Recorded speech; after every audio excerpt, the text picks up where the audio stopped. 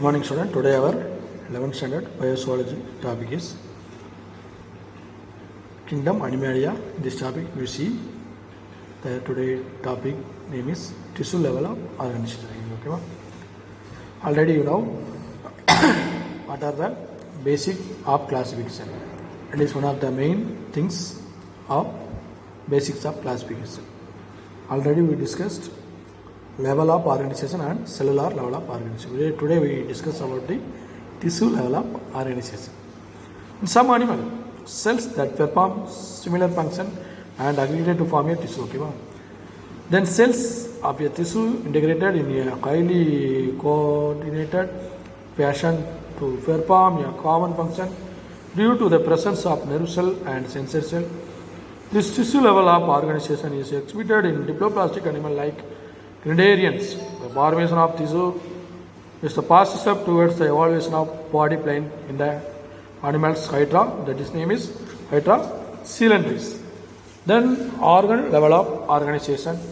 Different kinds of tissue aggregated to form a organ perform to specific function. Organ level of organization is here. Further advancement of over the tissue level of organization and appear for the first time in the phyla Platyhelminths and seen in the other higher phylum. Okay, organ level of organization see the first phylum Platyhelminths and seen next only you see in the other higher phylum. Okay, organ system level of organization. The most efficient and highest level of organization among the animal is exhibited by the platform, nematodes, annelids, arthropods. Platform and ஊர்வன நம்ம புழு வச்சுகள் nematodes, annelids, ஆர்த்தோபோட்ஸ்னால் jointed leg. இந்த leg வந்து ஜாயிண்டாக தேயில் இந்த மாதிரி இருக்குது. அந்த மொலஸ்கன்னா அந்த கடற்பஞ்சு, அது எக்னோடெர்ம்ஸ்னால் முள் மேலே வந்து முள்ளாக இருக்கும்ல, ஸ்டார் பீஸ் அந்த மாதிரி. ஹார்டேட் and ஹார்டேட். The evaluation of mesoderm in this animal has led to their structural complexity. The tissues are arranged to form organ and organ system. Each system is associated with a specific function and organ system level of organization. Highly specialized nerve and sensory cells coordinated and integrated the function of the organ system, which can be very primitive and simple or complex depending on the individual animal. It is here. It will be simple or complex depending on the individual animal only. The organ system level organization are formed. Okay, for example, digestive system of Platyhelminths has only a single opening to the exterior, which serves as a both mouth and anus. Okay, the Platyhelminths have a single opening to exterior, which serve both mouth and anus present in a single place. Okay, that it is that way it is called incomplete. If you having other animal, the mouth and anus separate places, present in a separate place. That means incompleted digestive system. Okay, then in this case, the Platyhelminths the single opening only present.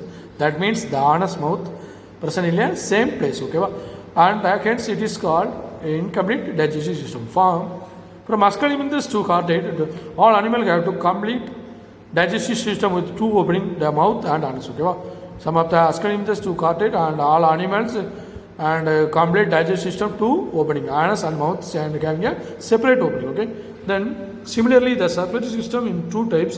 One is open type, in which the blood animal lymph filled with the tissue spaces with the absence of blood capillaries. Okay, open type means the absence of blood capillary.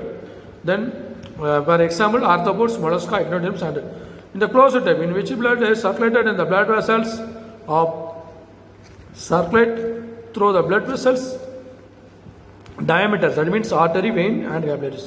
In human being again this type of closed type of blood circulation. Okay, we are having a arteries, vein and capillaries. As in annelids, cephalopod and vertebrate. Okay,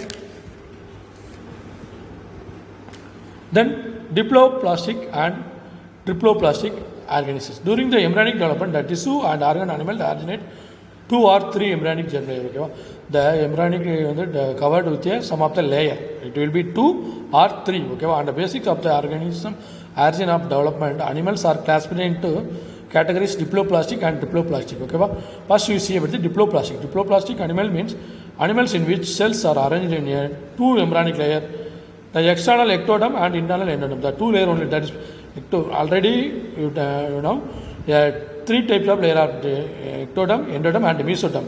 In this case, only two layers are present. That means ectoderm and endoderm. That name is called diploplastic animal. In this animal, the ectoderm gives rise to the epidermis, the outer layer of the body wall, and the ectoderm gives rise to the gastrodermis, tissue lining, the cavity, and undifferentiated layer present between the ectoderm and endoderm in the mesogalia. That name is called corals, jellyfish, and sea animal. Animals in which the developing embryo has three germinal layers are called diploplastic. And in this case, diploplastic means three layers are present. That is called ectoderm, endoderm, and mesoderm. Okay, ectoderm means skin, hair, neuron, nail, teeth, and inner endoderm is gut, lung, liver. Okay, and then middle mesoderm means muscle, bone, cord. Most of the diploplastic animals show organ system level of organization. That means flatworm also. Flatworm and cotton. You see the picture 2.1 germinal layer, three types of germinal layer.